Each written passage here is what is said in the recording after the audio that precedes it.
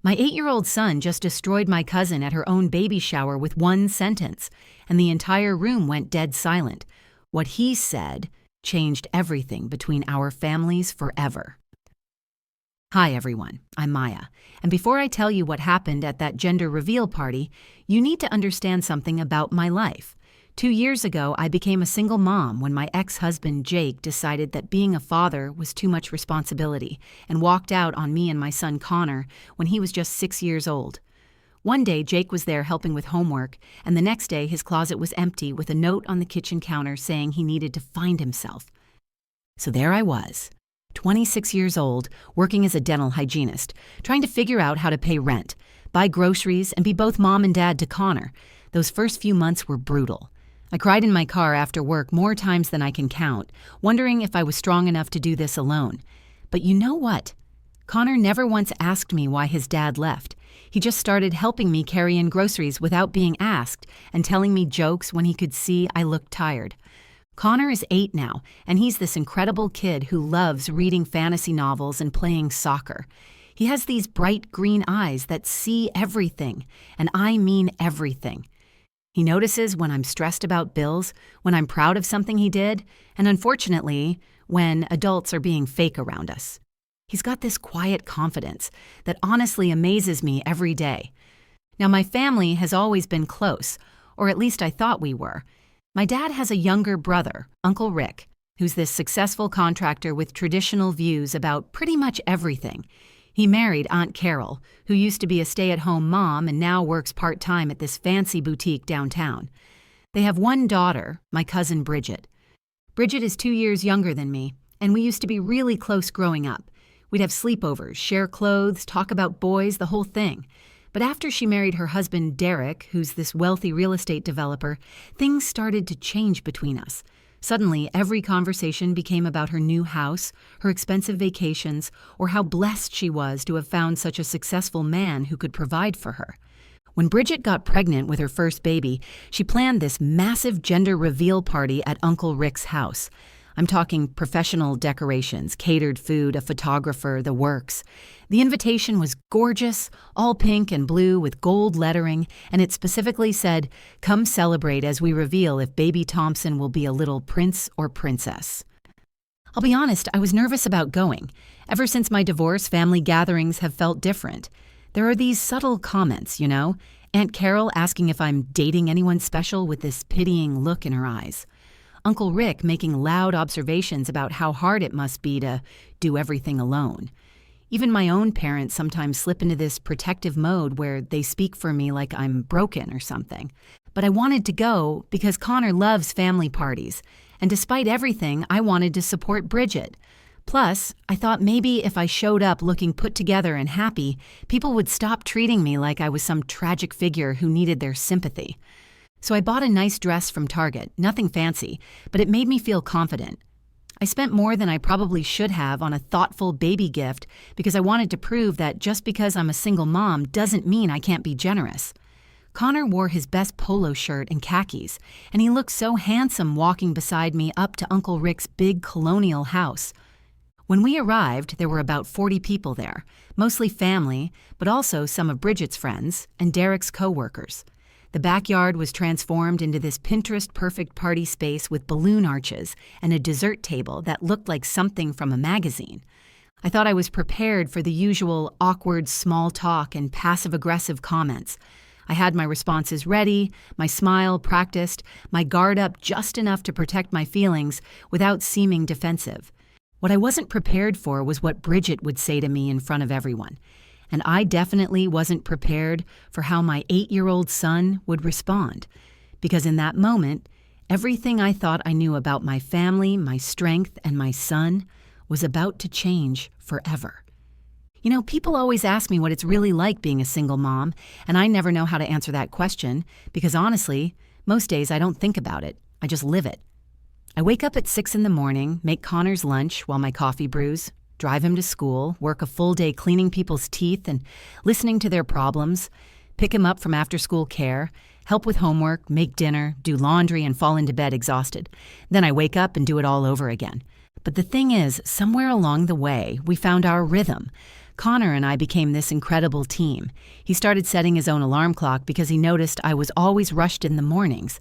He learned to make his own breakfast on weekends so I could sleep in for an extra 30 minutes. We have these little traditions now that are just ours, like Friday night pizza and movie marathons, or Saturday morning trips to the library where we both pick out new books. I won't lie and say it's been easy. There were nights those first few months after Jake left when Connor would ask when Daddy was coming home, and I had to excuse myself to the bathroom to cry because I didn't have an answer. There were times when the car broke down or Connor got sick, and I felt completely overwhelmed because there was no one else to call, no backup plan, just me figuring it out as I went along. But here's what I discovered about myself. I'm stronger than I ever thought possible. When Connor had strep throat last year and was up all night with a fever, I didn't panic. I just handled it. When my boss at the dental office tried to cut my hours and I needed that income, I didn't fall apart. I politely but firmly negotiated to keep my full-time position and asked for additional responsibilities that came with a small raise. When Connor's soccer team needed a parent volunteer to coordinate snacks for the season, I didn't think twice about saying yes, even though it meant more work for me. The truth is, I like the person I've become. I like that Connor sees me as someone who can handle anything. I like that when his friends come over, they tell their parents that Connor's mom is cool and makes the best grilled cheese sandwiches. I like that Connor brags about me at school, telling his teacher that his mom is really good at her job and helps people feel better when their teeth hurt. Our little apartment isn't much to look at from the outside. We live in this older complex with thin walls and a tiny kitchen, but Connor has decorated his room with his soccer trophies and book collections, and I've made our living space cozy with plants and photos and throw pillows from discount stores. It feels like home because it's ours, and we've built something good together. The family situation, though, that's where things get complicated. Before my divorce, family gatherings were easy. Jake would come with me. We'd blend into the crowd, make small talk, eat good food, and leave without much drama. But after he left, suddenly I felt like I was under a microscope at every holiday and celebration. It started small. Aunt Carol would pull me aside at Christmas and ask in this hushed, concerned tone if I was managing okay financially. Uncle Rick would make these broad statements about how children need father figures and look meaningfully in Connor's direction. Even well-meaning relatives would slip into this protective mode where they'd offer to set me up with their coworkers or friends, like finding me a new husband was the solution to some problem I didn't know I had. The weird part was that Connor never seemed bothered by any of it. He'd just play with his younger cousins, help in the kitchen without being asked, and charm all the adults with his polite manners and genuine curiosity about their lives. But I started noticing that he was watching these interactions more carefully, especially when people would lower their voices when they talked about our situation. Connor has always been perceptive, but lately I'd catch him studying people's faces when they thought he wasn't paying attention.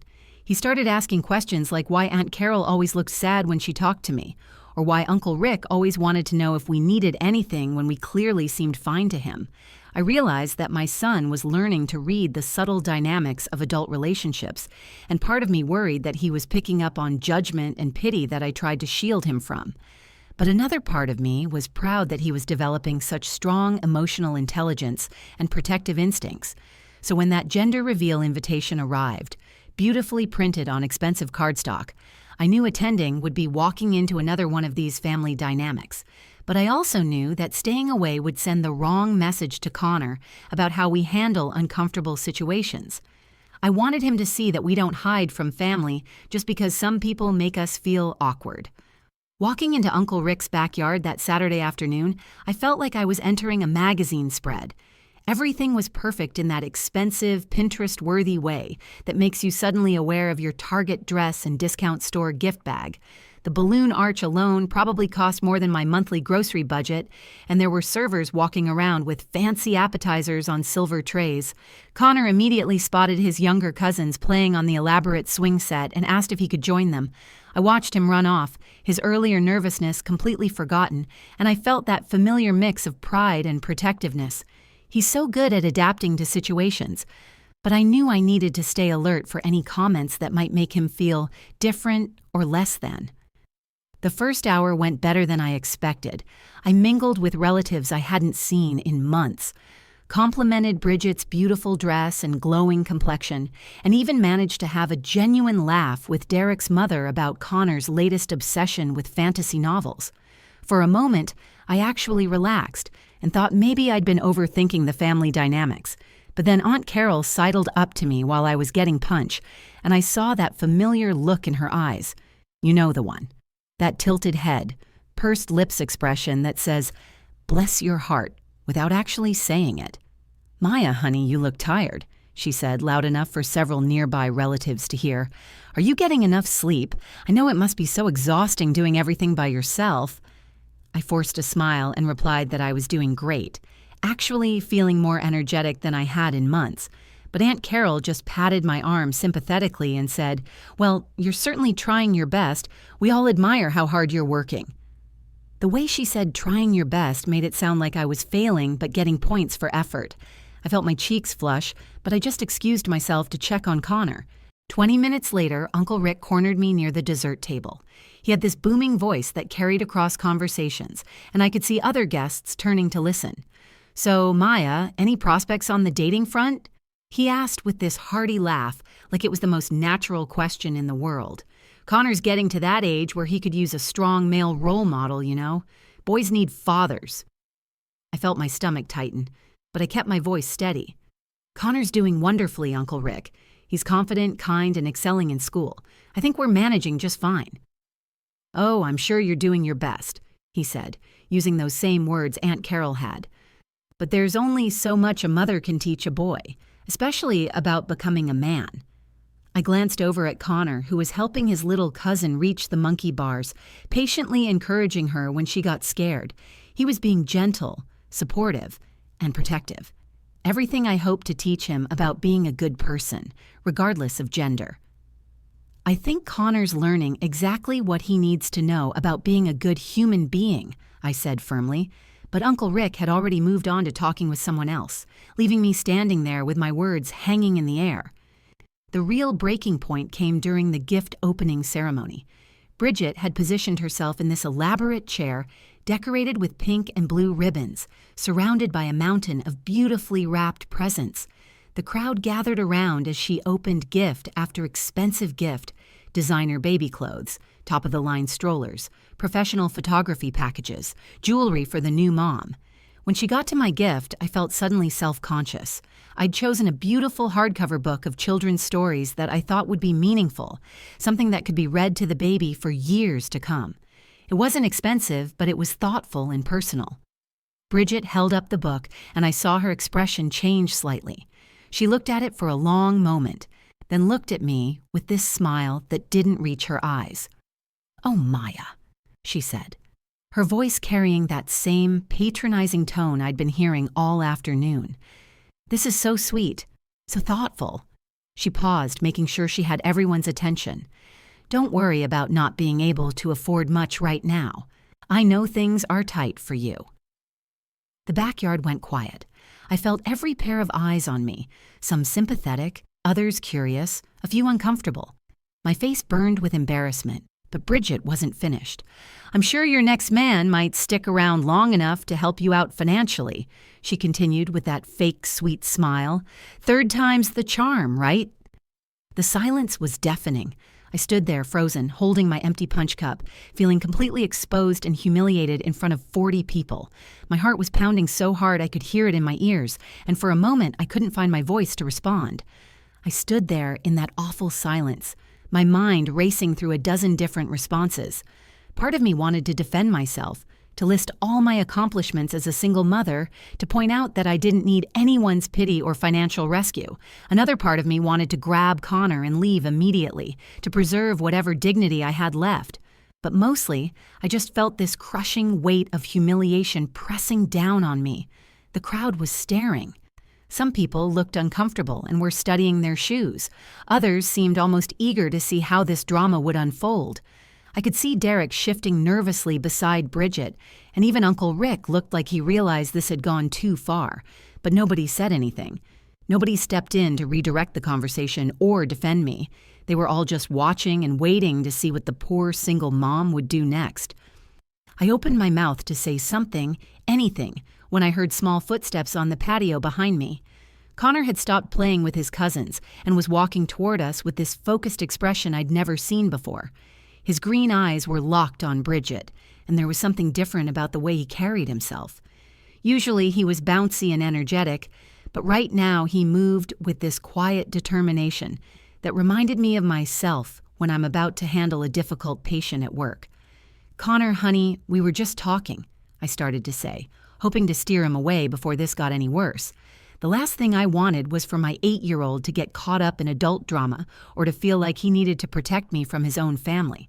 But Connor walked right past me and positioned himself slightly in front of where I was standing. Not exactly blocking me, but definitely creating a united front. He looked up at Bridget with those perceptive eyes that had been watching and listening to family dynamics for months, and I realized he'd probably heard every word of what she'd just said. My heart started racing for a different reason now. I wanted to protect Connor from this situation, but I also found myself curious about what he was thinking. This was my son who noticed when adults weren't being genuine, who asked thoughtful questions about why people acted differently around us, who had been quietly building his own understanding of our family's complicated dynamics. I put my hand gently on his shoulder, not to stop him, but to let him know I was right there with him. In that moment, I made a split-second decision that would change everything. Instead of immediately jumping in to smooth things over or make excuses like I usually did, I was going to let Connor speak his truth. You see, for the past 2 years, I'd been so focused on proving to everyone that we were fine, that we didn't need help, that I was handling single motherhood perfectly, that I'd forgotten something important. Connor had his own voice in this situation. He had his own perspective on our life, our family, and the way people treated us. And maybe it was time for him to use it. I could feel the tension in the air shifting as everyone realized Connor wasn't just walking by or looking for me to solve some playground dispute. He was clearly here with something to say. Bridget's expression changed from smug satisfaction to slight uncertainty. She probably expected me to apologize or make excuses, not to have my 8-year-old son staring at her with the kind of steady confidence that made adults uncomfortable. "Connor," Bridget said with forced brightness, "we were just having grown-up talk. Why don't you go back and play with your cousins?" But Connor didn't move. He stood there next to me, solid and sure, and I realized that this wasn't just about defending me. This was about him defending our family, our life, our choices. This was about him showing everyone in that backyard who we really were, not who they thought we should be. I felt this surge of pride mixed with nervousness. My son was about to speak up in front of 40 adults at a family gathering, and I had no idea what he was going to say, but I knew, deep in my bones, that whatever came out of his mouth would be honest and true, because that's who Connor is. He doesn't know how to be fake or manipulative. He just knows how to see situations clearly and speak from his heart. So I squeezed his shoulder gently, took a deep breath, and waited to see what my incredible son would do next. Connor looked around the circle of adults with this calm confidence that made the whole backyard feel like it was holding its breath. Then he turned his attention back to Bridget, and when he spoke, his voice was clear and steady, without a trace of the anger or defensiveness you might expect from a kid who just heard his mom insulted. "My mom didn't need a man to raise me right," he said, his words carrying across the silent patio. "She's the strongest person I know. She works every day, makes my lunch, helps me with homework, comes to all my soccer games, and reads with me every night before bed." I felt my throat tighten with emotion, but Connor wasn't finished. He looked directly at Bridget with those perceptive green eyes and continued, "Maybe your baby won't need one either, but they'll definitely need a mom who's actually nice to people." The silence that followed was deafening. I swear you could have heard a pin drop in that backyard. Bridget's face went completely white, then flushed bright red. Her mouth opened and closed like she was trying to form words but couldn't quite manage it. But Connor kept going, and with every word I felt prouder and more amazed by this incredible human being I'd somehow raised. "My mom never says mean things about people at parties. She teaches me to be kind and to stand up for people who are being treated unfairly. That sounds pretty complete to me." Uncle Rick cleared his throat uncomfortably and mumbled something about kids these days. But Connor turned to look at him too. "Uncle Rick, you always ask my mom about dating, but why don't you ask her about her promotion at work, or how she's teaching me to cook, or how she helped Mrs. Patterson next door when she broke her leg? Those seem like more interesting things to talk about." I watched my son scan the crowd of adults, most of whom were now looking anywhere but at us. Some were studying their phones, others were suddenly very interested in the balloon decorations, and a few were whispering to each other behind their hands. Then Connor did something that absolutely floored me. He looked at Derek, Bridget's husband, and said with genuine curiosity, "Derek, do you think your baby will be proud of how their mom treats people? 'Cause I'm really proud of mine." Derek's face went pale, and he put a protective hand on Bridget's arm, but it was too late. The damage was done, and everyone in that backyard knew it. An older family friend, Mrs. Henderson, who'd been watching this whole exchange with growing discomfort, started slow clapping. The sound cut through the awkward silence like a knife. "That boy has more class and wisdom than half the adults in this backyard," she said loudly, directing her comment at no one in particular, but making sure everyone heard it. A few other guests started nodding in agreement. I heard someone whisper, "Good for him," and saw Derek's business partner give Connor an approving nod. Bridget finally found her voice, but it came out as a stammered, defensive mess. I didn't mean, Connor, you don't understand grown-up situations." But Connor just looked at her with that same steady confidence and said, "I understand that saying mean things to hurt people's feelings isn't okay, even for grown-ups." At that moment, I felt this incredible surge of pride and vindication, not because my son had won some argument, but because he'd demonstrated every value I'd tried to teach him. He'd stood up for what was right without being cruel. He'd spoken truth without being disrespectful. He'd defended our family without attacking theirs. Aunt Carol tried to salvage the situation by suggesting we all have cake and change the subject, but the mood was completely broken. People started gathering their things and making polite excuses about other obligations. Derek quietly took Bridget's hand and suggested they go inside for a moment. Uncle Rick suddenly became very interested in cleaning up the gift wrapping paper, and several relatives I hadn't spoken to in months came over to tell me how proud they were of Connor and how sorry they were for not speaking up sooner. But the moment that mattered most was when Connor looked up at me and asked, "Did I say something wrong, Mom?" I knelt down to his level, put my hands on his shoulders, and said, "Connor, you said everything exactly right. I am so proud to be your mother." In that moment, surrounded by the aftermath of his quiet revolution, I realized that my 8-year-old son had just taught an entire family gathering about dignity, respect, and what real strength looks like. We left that party with our heads held high, walking hand in hand to our car, while the remaining guests pretended to be busy with cleanup. Connor was quiet during the drive home, looking out the window with that thoughtful expression he gets when he's processing something big. I kept glancing at him in the rearview mirror, still amazed by what had just happened. "Mom," he finally said as we pulled into our apartment complex, "are you mad at me for talking to Bridget like that?" I turned around to face him properly. "Connor, I need you to understand something. What you did back there wasn't disrespectful or mean. You told the truth with kindness and dignity. You stood up for our family when nobody else would. I have never been prouder of anyone in my entire life." His face lit up with relief, and he gave me that gap-toothed grin that always melts my heart. "I just didn't like how she was making you feel small. You're not small, Mom. You're like the biggest person I know, but in a good way." That night, after Connor went to bed, I sat in our little living room thinking about everything that had happened. For 2 years, I'd been so focused on proving to my family that we were okay, that we didn't need their pity or their fixes for our supposedly broken life. But Connor had done something much more powerful. He hadn't just defended us, he'd shown them who we really were. The aftermath started almost immediately.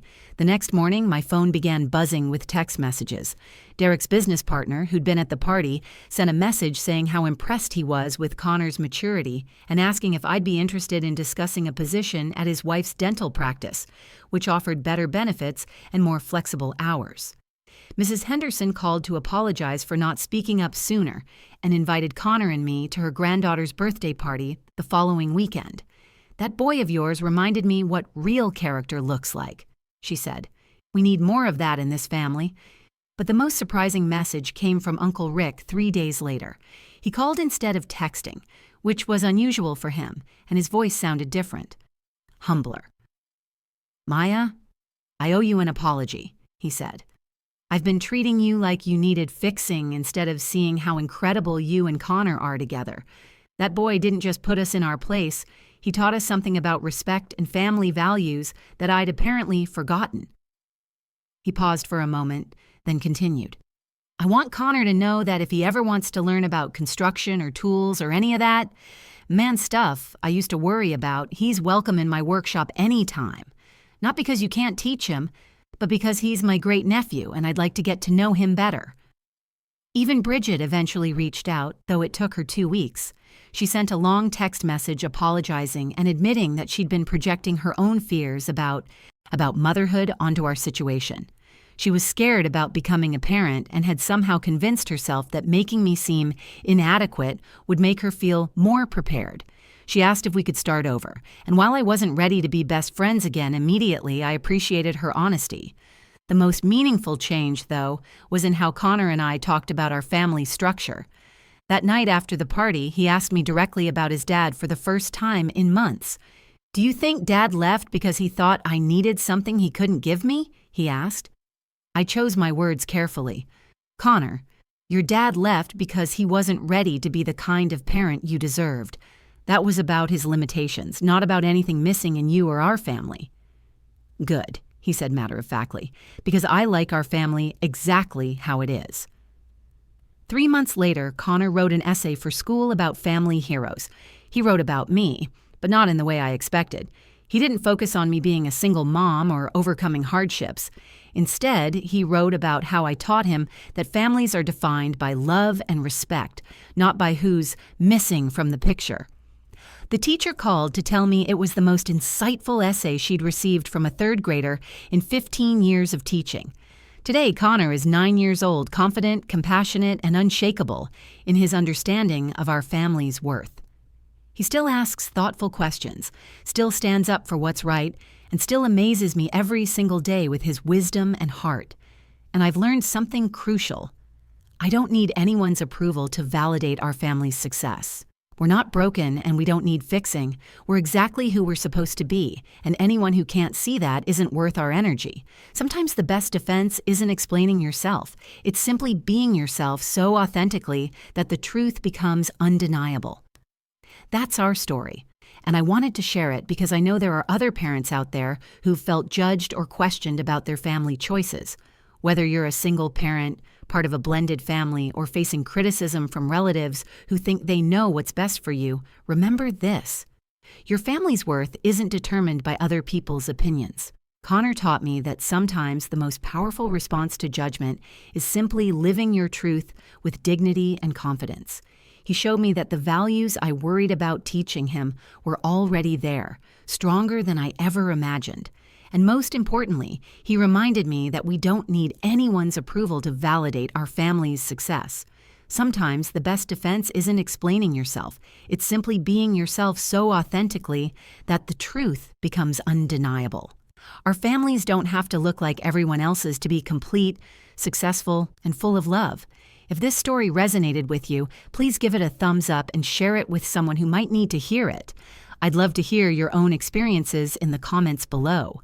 Have you ever had a moment where someone stood up for your family in an unexpected way? Or maybe you've been the one to speak up when someone else was being judged unfairly? Your stories matter, and sharing them helps other people feel less alone in their struggles. And if you want to hear more real stories about overcoming family drama, finding strength in difficult situations, and celebrating the power of authentic families, make sure to subscribe and hit that notification bell so you never miss a new video. Thanks for listening, and remember, you're stronger than you think, and your family is exactly what it needs to be.